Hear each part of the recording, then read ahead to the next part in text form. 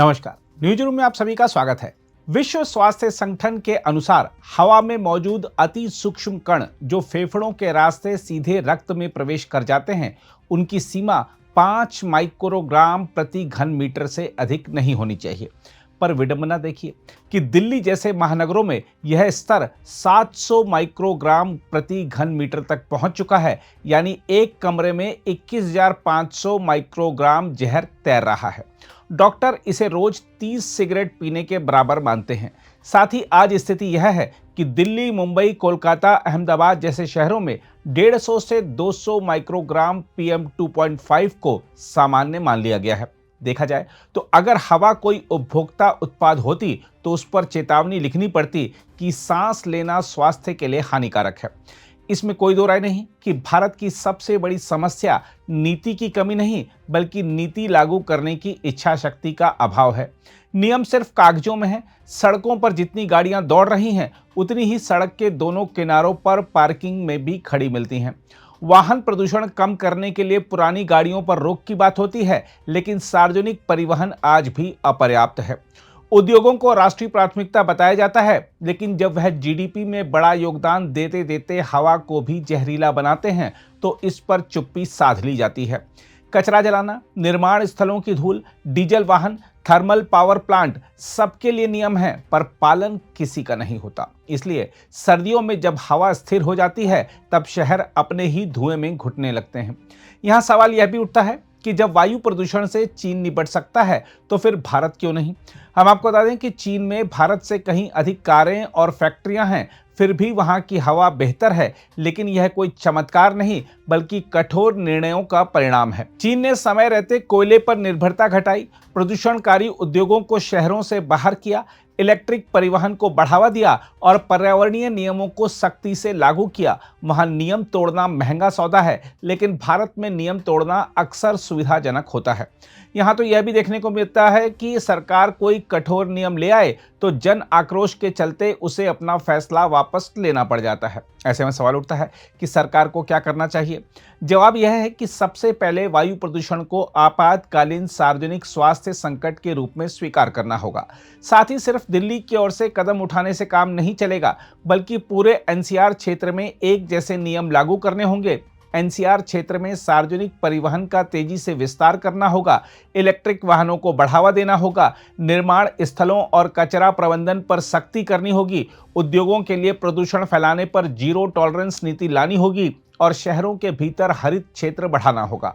साथ ही इन सब उपायों से ज्यादा जरूरी चीज है राजनीतिक इच्छा शक्ति। जब तक स्वच्छ हवा को वोट का मुद्दा नहीं बनाया जाएगा, तब तक यह समस्या बरकरार रहेगी। देखा जाए तो आज सबसे बड़ी त्रासदी यह नहीं कि हवा जहरीली है, बल्कि यह है कि हम उसे जहरीला मानने की संवेदना खोते जा रहे हैं। बहरहाल आइए देखते हैं चिकित्सक वायु प्रदूषण की समस्या को देखते हुए क्या सलाह दे रहे हैं। हाँ, देखिए, जैसे ही दिवाली आती है उसके बाद हमने देखा कि नंबर ऑफ पेशेंट्स का नंबर बढ़ गया। हमारे OPD में करीब 1.5 से 2 गुना हो गया है।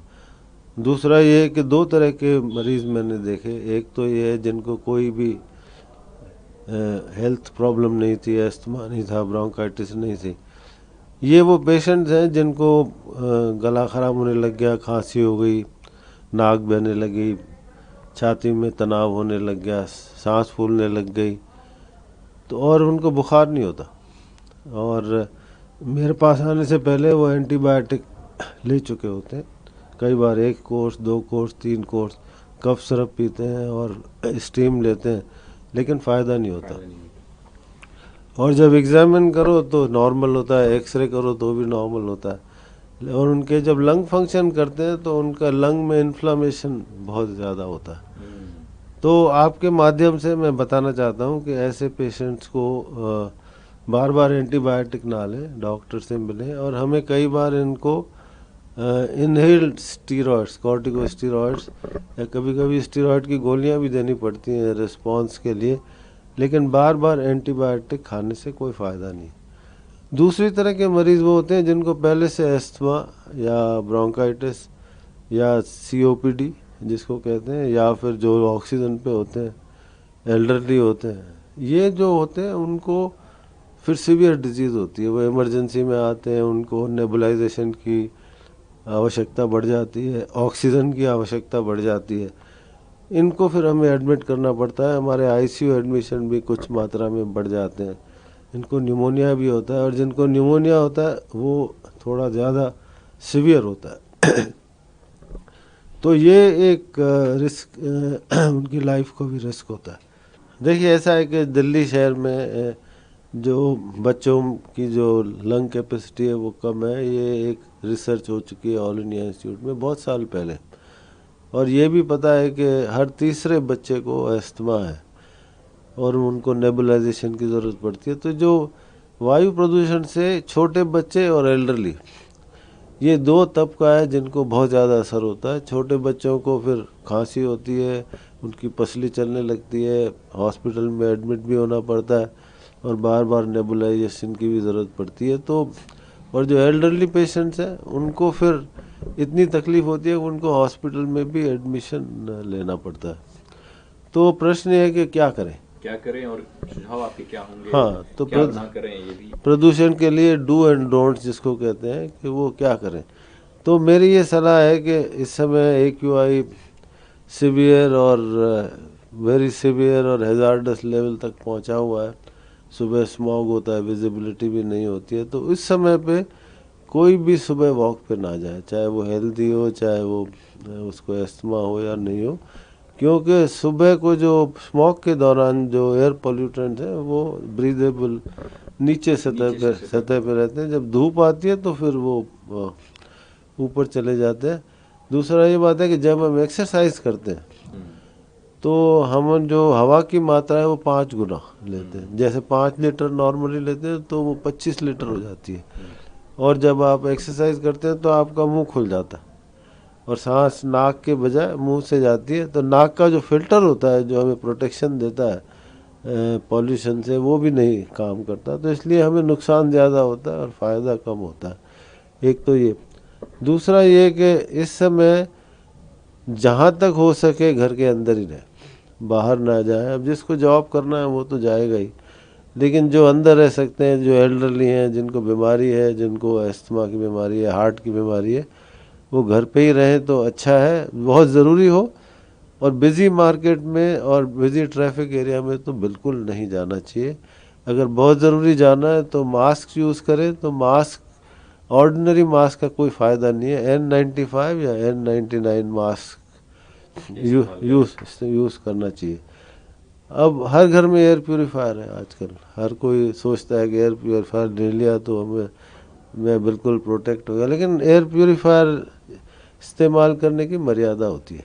वो मर्यादा का मतलब ये है कि ये नहीं कि आप एक प्योरीफायर लिविंग रूम में रख लें और सोचें कि सब कुछ ठीक हो गया। नहीं, एयर प्योरीफायर को कमरे में, जिस कमरे में आप ज़्यादा टाइम रखते हैं, व्यतीत करते हैं या सोते हैं, वहाँ रहना चाहिए। एयर प्योरीफायर की कैपेसिटी कमरे के वॉल्यूम के हिसाब से होनी चाहिए। ऐसा नहीं है कि छोटा सा एयर प्योरीफायर और बड़ा हॉल हो तो फ़ायदा नहीं होगा। कमरे के खिड़की दरवाजे हमेशा बंद करने चाहिए। अगर चाय के लिए, खाने के लिए बार बार आप दरवाज़ा खोलते हैं तो वो फिर हवा फिर दूषित हो जाती है। और एयर प्योरीफायर का फ़िल्टर जो है वो पीरियडिकली चेंज करते रहना चाहिए।